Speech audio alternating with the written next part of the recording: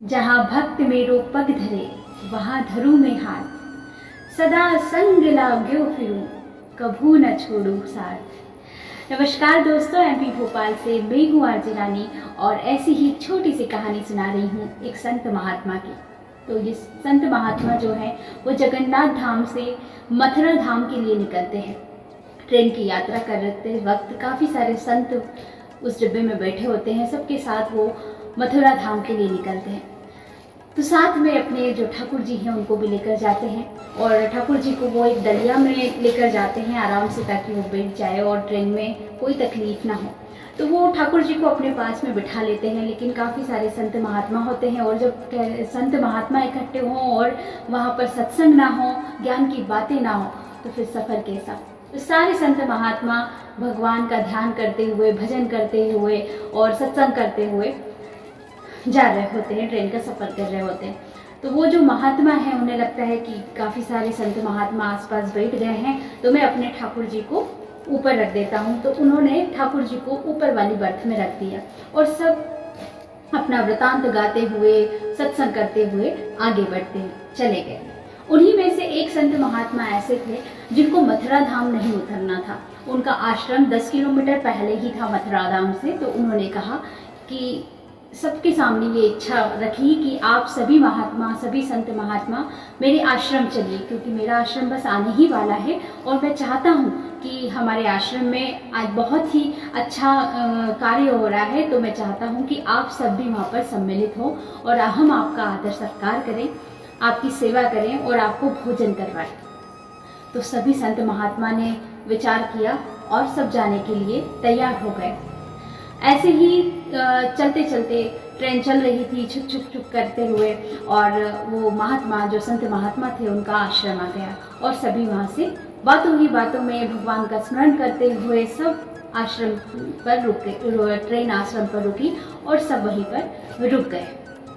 सब आगे बढ़ते हुए चले गए और आश्रम भी आ गया। आश्रम में सारे संतों का बहुत ही आदर सत्कार हुआ।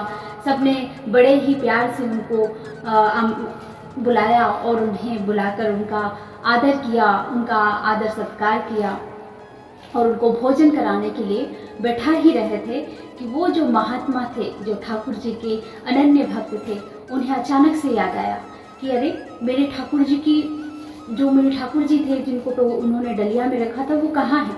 तो वो आसपास देखने लगे कि डलिया तो है ही नहीं यहाँ पर। अचानक याद आया कि उन्होंने ठाकुर जी को ट्रेन के डब्बे के ऊपर वाली बर्थ में रख दिया था और वहाँ से ठाकुर जी को वापस उठाया ही नहीं और बातों ही बातों में, सत्संगी बातों में वो नीचे उतर गए। अब वो जो महात्मा थे वो बहुत ही ज़्यादा दुखी हुए, रोने लग गए। तो सारे संत आए और आसपास बैठ गए और पूछने लगे कि हे महात्मा, क्या हुआ, आप क्यों रो रहे हैं, क्या हमसे कोई गलती हो गई है। तो फिर उन्होंने बताया कि मेरे जो ठाकुर जी हैं, जो मेरे अनन्य प्रिय हैं, मेरे जीवन के साथी हैं, जिनके बिना मैं बिल्कुल नहीं रह सकता, वो मेरे जो ठाकुर जी हैं वो ट्रेन में ही छूट गए हैं। तो अब मैं क्या करूँगा, मैं उनके बिना भोजन भी नहीं कर सकता। तब उनमें से जो महात्मा थे उन्होंने कहा कि आप चिंता ना करें, स्टेशन हमारे आश्रम के कुछ दूर पास में ही है, हम वहाँ जाते हैं, हमारे कुछ पहचान के वहाँ पर लोग हैं, उनसे बात करते हैं, ठाकुर जी की कृपा से वो ज़रूर मिल जाएंगे आपको।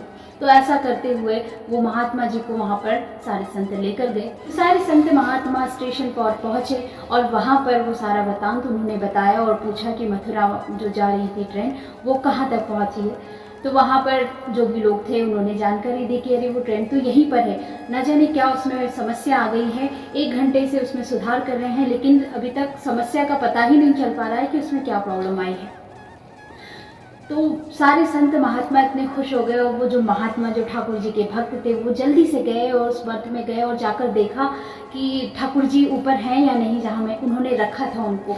तो वो जैसे ही देखा उन्होंने कि हाँ उनके ठाकुर जी वहीं पर हैं, उन्होंने बड़े ही प्यार से ठाकुर जी को अपने गले से लगाया और रोने लगे कि आप मुझे मिल गए और आप मेरा, मतलब वो इतने भावुक हो गए थे कि क्या बताएं।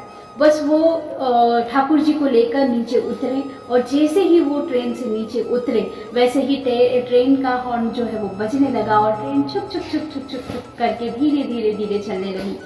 वहाँ पर जितने भी लोग खड़े थे, जितने भी संत खड़े थे, वो सारे ही आश्चर्यचकित हो गए। सब सोच में पड़ गए कि ये क्या हुआ। वहाँ के लोग भी सोचने लगे कि अचानक क्या हुआ, जब गाड़ी सुधर ही नहीं रही थी, ट्रेन बिल्कुल समझ में नहीं आ रहा था कि इसमें समस्या क्या हुई, और अचानक चल पड़ी। तो तब सबको समझ में आया कि ये भक्त की भक्ति है। और कहते हैं कि अगर भक्त सच्चा हो तो ईश्वर भी उसके बिना रह नहीं पाते। हरि अनंत हरि कथा अनंता, कहीं सुनही बहुविध सब संता। दोस्तों, कहते हैं ना कि जो भक्त सच्चा होता है, जिसकी भक्ति में शक्ति होती है, चमत्कार भी उसी के साथ होते हैं। तो अगर ईश्वर से भक्ति करनी है तो सच्ची करिए, तो देखिएगा आपके जीवन में भी चमत्कार होंगे। क्योंकि जब ईश्वर आपका हाथ पकड़ते हैं, आपका हाथ थामते हैं, तो कुछ भी हो जाए वो आपका हाथ छोड़ते नहीं हैं। हर परेशानी में, सुख में, दुख में, हर घड़ी वो आपके साथ रहते हैं।